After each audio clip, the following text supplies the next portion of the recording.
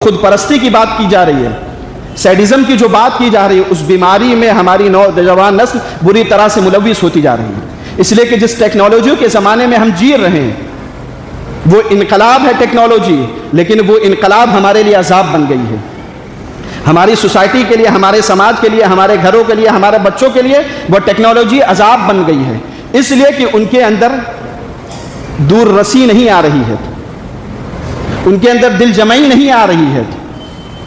وہ موبائل میں shorts scroll کرتے ہیں، 2 منٹ وہ اسکرول دیکھا نہیں تو فوراً انسٹاگرام پہ چلے جاتے ہیں، انسٹاگرام کچھ دیر اسکرول کیا وہ فوراً اٹھ کے فیس بک پہ چلے آتے ہیں، فیس بک سے اٹھ کے اسنیپ چیٹ پہ چلے آتے ہیں۔ یہ جو ہمپنگ اور جمپنگ ان کی ہے وہ ان کے مزاج کو بگاڑ رہی ہے، ان کو خود پرست بنا رہی ہے، ان کو سیلفش بنا رہی ہے کہ ہمیں جو چیزیں اچھی لگے گی ہم وہی کریں گے۔ ہم جس سماج کی تشکیل کی بات کر رہے ہیں اس سماج کی تشکیل کا بنیادی وصف ہے صبر اور تحمل اور برداشت۔ اگر ہمارے اندر صبر، تحمل اور برداشت کا مادہ نہیں پیدا ہوگا تو گھروں میں فساد پیدا ہوگا،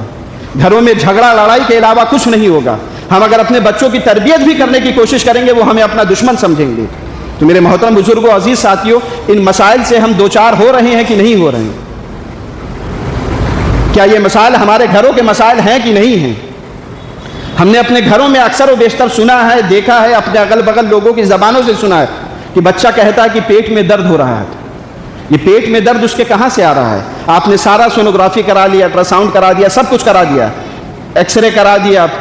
ٹیسٹ کرا دیا، سب کچھ کرا دیا، لیکن کوئی مرض نہیں لکھا، لیکن بچہ مستقل کہتا ہے پیٹ میں درد ہو رہا ہے، سر میں درد ہو رہا ہے۔ یہ خوف کا درد ہے اس کے ذہن میں، اس کے دماغ میں، اس کے دل میں، اس کے پیٹ میں یہ خوف کا درد ہے۔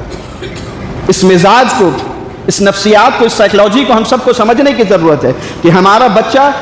کس دور سے گزر رہا ہے، کن چیزوں سے گزر رہا ہے، اس کو اپنے قریب کرنے کی ہم سب کو ضرورت ہے۔ نہیں تو ہمارا معاشرہ ایسے ہی معاشرہ آئے گا جو ہمارے شہر میں حادثہ پیش آیا، اس معصوم بچے کو قتل کر دیا گیا، چاقو گوند گوند کے اس کو مار دیا گیا۔ تو کیا مجرم صرف وہی شخص ہے جس نے اس بچے کا قتل کیا؟ میں تو سمجھتا ہوں اس معاشرے میں، اس شہر میں رہنے والا ایک ایک فرد اس بچے کا قاتل ہے اور مجرم ہے۔ یہ بہت مبالغے کے ساتھ میں نہیں کر رہا ہوں، یہ حقیقت بیانی میں کر رہا ہوں، اس لیے کہ اس ماں کے، اس باپ کے دل پر کیا گزری ہوگی، اس کا احساس ہم نے اپنے دلوں میں محسوس کیا، اس ہمدردی کو، اس اخوت کو ہم نے محسوس کیا؟ ہرگز نہیں کیا۔ ہم میں سے بہت سے لوگوں کو خبر بھی نہیں ہوگی کہ کس سلسلے کی بات کی جا رہی۔ سدھاری پہ جو حادثہ پیش آیا، گوند گوند کے اسے قتل کر دے گا، اور معصوم بچہ، 7 سال کا معصوم بچہ، اس کی تصویر دیکھ کے محبت ٹپک رہی ہے، اس سے لگاؤ لگ رہا ہے، لیکن کس درندگی سے اس کا